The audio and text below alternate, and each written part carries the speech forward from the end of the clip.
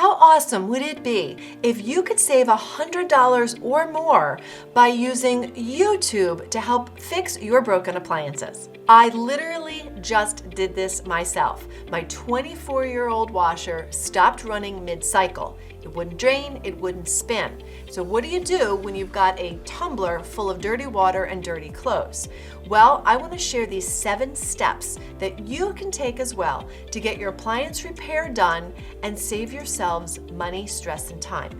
That's what we do here at HIPChicks. That is the whole focus of my channel and the work that I do.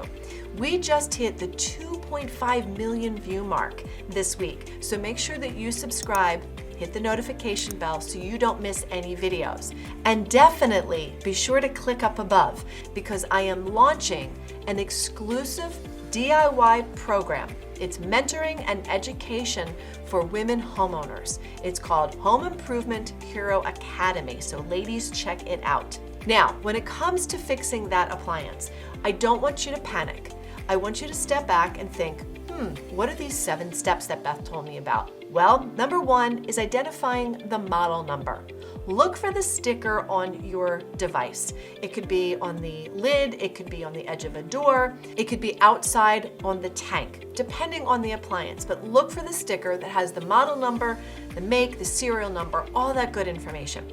If you can't find that info, maybe you still have the manual. So dig that out of your drawer and look for the information. If you don't have a manual, don't forget you can Google the manufacturer, write to them, and ask them to send you a PDF of the manual so that you'll always have one on hand. Now, when it comes to identifying what really is the issue, this is where you have to do a little bit of librarian type search. What is the issue? What is the make? What is the model number? So be very specific when you are trying to search for your issue. In this case, I typed in Kenmore 80 series washer not spinning or draining. And then I went across the tab to hit videos. And boom, all these videos came up with tutorials on how to address this issue. But here's the important thing. You want to find the video that is made by the manufacturer of your particular appliance because you know you're getting the most trusted and reliable information from the manufacturer themselves. I went right to the Sears Kenmore Video Appliance Repair Program. They have an entire site dedicated to helping homeowners like us save money by fixing things ourselves. So I tuned in and watched this great little tutorial on how to fix my washer. It identified 2 possible problems, and I was able to watch and determine mine was a lid switch. This little gadget right here. Every time the lid closes, the washing machine knows the lid is closed and it allows it to spin and drain. Well, the switch was not communicating to the motor to say the lid was shut, so therefore it would not drain or spin. Pretty easy concept, right? So it identified in the video what was the part, and I went to Amazon and I typed in the model number and the information, and I found my part for $7.80. 2-day shipping. So what did I do? I ordered my part and I waited. Now, while you're waiting for me, you can check out the 5 tips to save $500 or more on home repairs.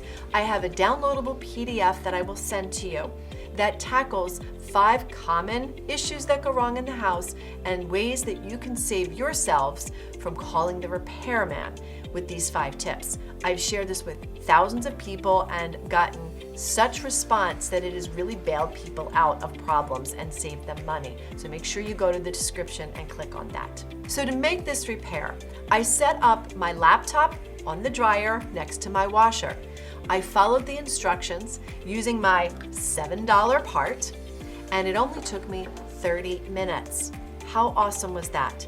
But the beauty of these videos, especially the ones by the manufacturer, is that no one knows their products better than they do. And they also will include a tool list, some safety tips, and also a tip like putting a blanket on the floor so that when you roll your appliance on its side, you don't scratch.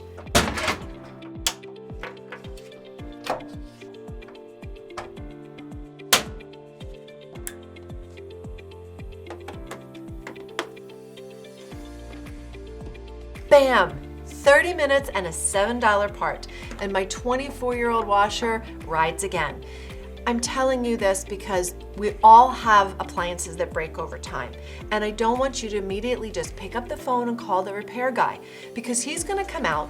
He's going to charge often for an assessment fee to figure out what's wrong, for that diagnostic.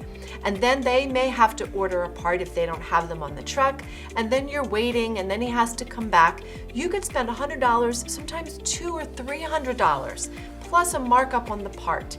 If you follow those steps, you may be able to fix these easy to replace parts and get your appliance back and running with very little time or effort on your part. So follow along. Oh, and be sure to subscribe, because there's always more content coming, and it's always focused on saving you money, stress, and time. And videos will be every week. So thanks for tuning in.